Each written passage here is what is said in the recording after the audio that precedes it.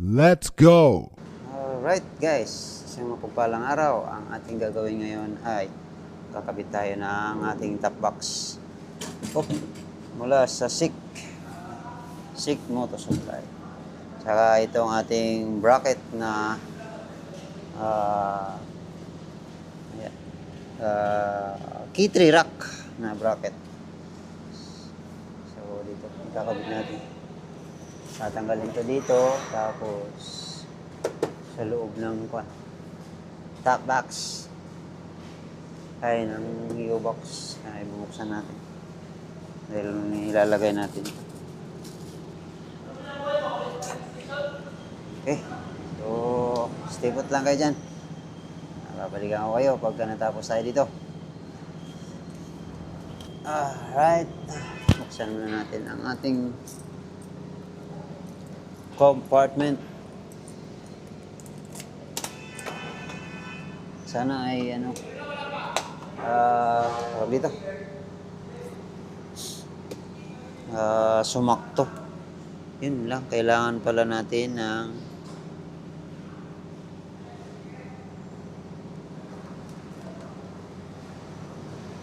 sumayin natin ang ating helmet. Kailangan natin ng yan ba to? Gis ba yan? Ito yung ating tools. Wala. Ayan. Magkasya.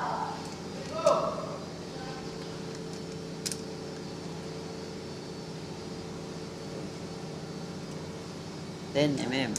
Yun. Sakto. $10mm.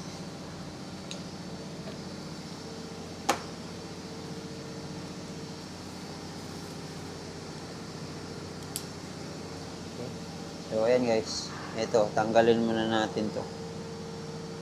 Yan. 10mm na pangtanggal. Dalawang tornilyo na yan.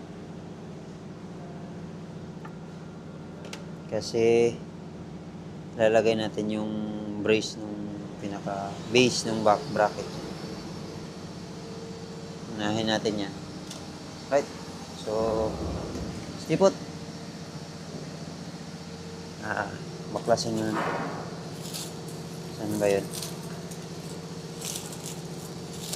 Ito yun guys. Ito yung ilalagay dun sa puno. Pinaka-puno niya. Yeah. Sakto kaya? Sana pumagkasya yung tornilyo. Bukan natin. Or yung mga bolt na talaga na pinadala ang gagamitin. So, malalaman natin yan mamaya. Klasin muna natin yung sa loob na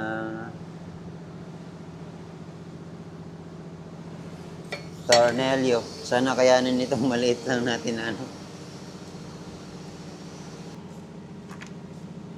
Right. Okay. Tanggalan natin dalawa.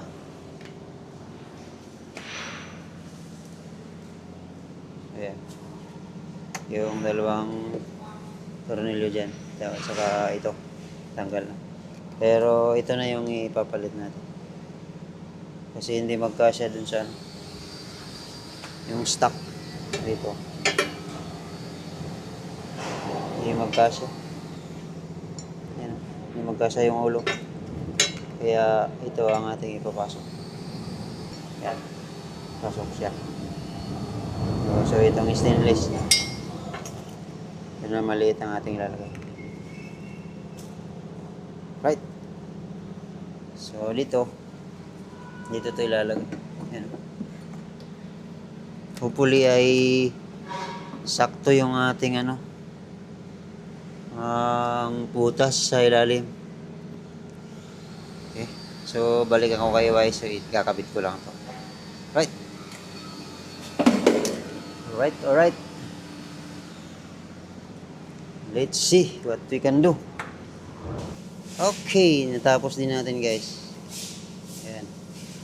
So, yun, nakikabit natin. Yan, yung tornilyo na yan. Tsaka yung dito sa kabila. Ayan. So, ito. Yan. Gilid. Saka ito.